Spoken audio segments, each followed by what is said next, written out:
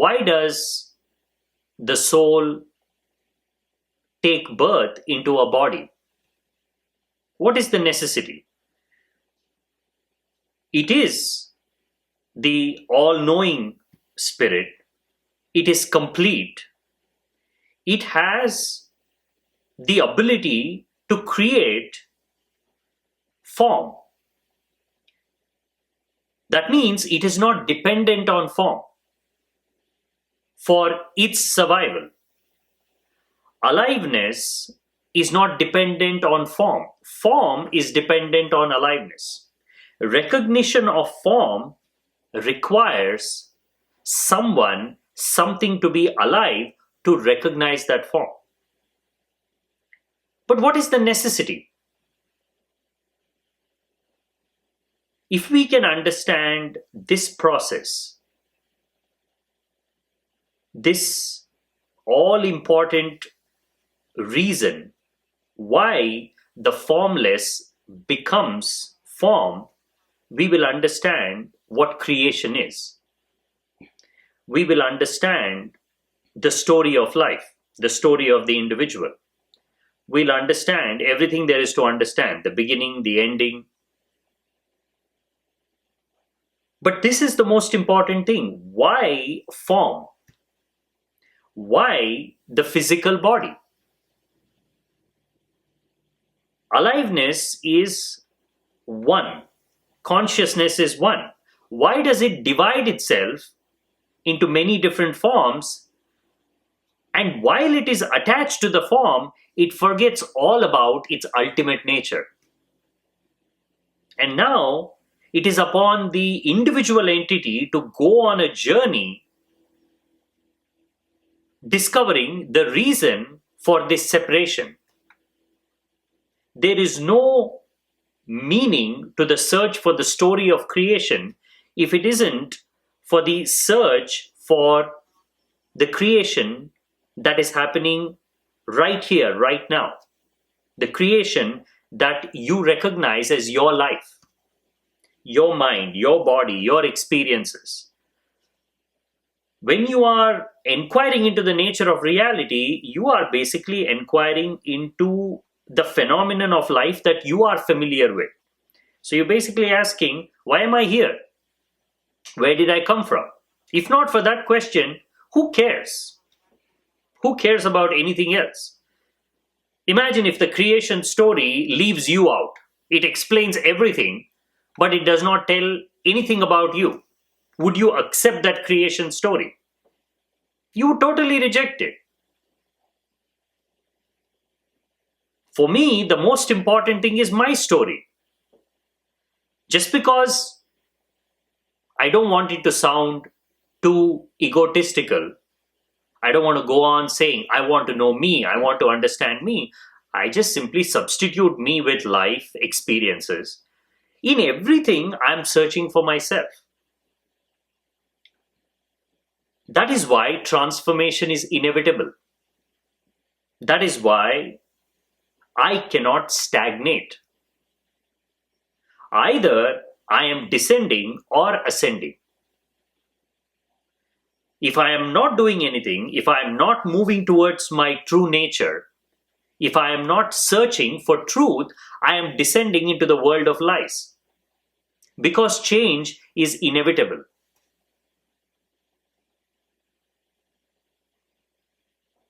Whether in the right direction, for the right reasons, or for all the wrong reasons, you are changing. How do you know the direction of this change? How do you know if you're changing to become more of yourself, or you are changing into something eventually you have to turn around and come back? Something you have to discard. Now, it all begins with the individual and the story of the creation of the individual. What is your story? Where do you come from? It is understanding that story that sets right the direction, that aligns the changes in the direction of your true self. That is why the first thing you are introduced to as a part of your culture, as a part of your upbringing, in ancient times as a part of your religion, is the story of creation. All cultures have their own unique creation stories. Most of them don't make any sense. And there is a reason for it. I'm sure modern mind has not even understood the reason why these creation stories are so nonsensical. You explore any ancient culture, the stories of creation are extraordinarily personal, mythological, and far removed from logic and reasoning. But for the modern mind, the only story that makes sense is a perfectly logical story.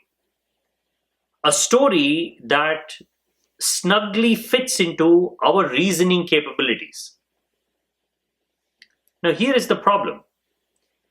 You are talking about the moment of creation.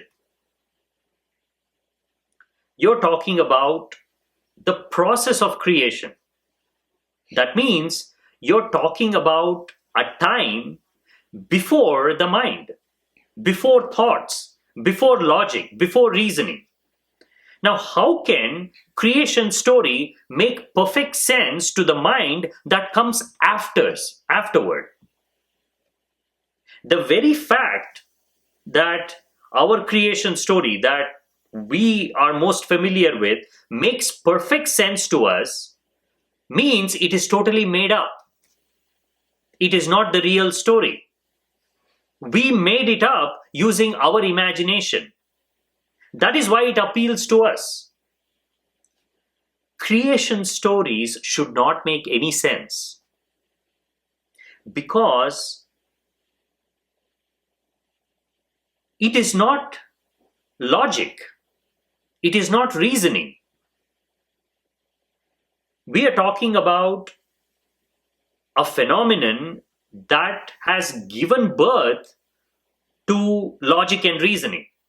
Now, how can something that is capable of giving birth to logic and reasoning conform to the rules of logic and reasoning? There's a contradiction there. The source and the manifested cannot be the same. The source has to be a lot simpler. Source has to be much grander, much wider. Whether it's logical or not shouldn't matter to it, and it doesn't. Because there are so many different ways of understanding the story of creation. Modern mind is obsessed with logic and reasoning because it just feels right. It feels less primitive. It feels more sophisticated. The story of Big Bang appeals to a very sophisticated mind, but it does not appeal to a childlike mind, an innocent mind. If you were to take this story and explain it to the Mayans or the Indians, they laugh at it. All creation stories that come from the past are deeply personal stories, each culture created to revere and hold on to what is most precious to them. Their lives revolved around that precious thing. That is why those stories made sense to them. Now, if you can understand their way of life and then read the stories, you will understand the stories. It is because we don't understand their lives. We simply read the stories. We conclude their lives based on the stories. But it's exactly the opposite. You have to first know their lives and then read their stories. You have to know what were their primary motivations, what helped them to survive, what gave them meaning, what gave them purpose, what kept them alive. And then you listen to their stories, they will all make perfect sense. Creation story should not make any logical sense because we are talking about a phenomenon that is above and beyond the mind. If process of creation were to happen through thinking, then look for a logical story. But thinking itself comes much later. I mean, we agree with this. Even in our concept of the creation of the universe from the Big Bang through the evolution, we accept that intelligence came much later. Logic and reasoning even later. Universe has existed for billions of years without any conception of logic and reasoning. And yet, we cannot accept a story that is beyond logic and reasoning. We want a story that perfectly appeals to our logical mind. While most of the universe, for most of the time, has existed without knowing anything about logic and reasoning. There is a big contradiction there. On the outside, a creation story is just a myth. It is just a belief. Because on the outside, it is just an imagination. It is just a story. Because the true source of creation is not outside but inside. You are the very center of creation. Everything that you know is happening around that center. You hide the seed of creation. You are the veil that is covering the story of life. As long as you remain hidden, the story of creation remains hidden. The only thing you can accept from outside is a myth. Something that comforts you. Something that binds you. Ancient cultures did not care about the truth of these stories because they knew you cannot find truth in stories. Truth is something real.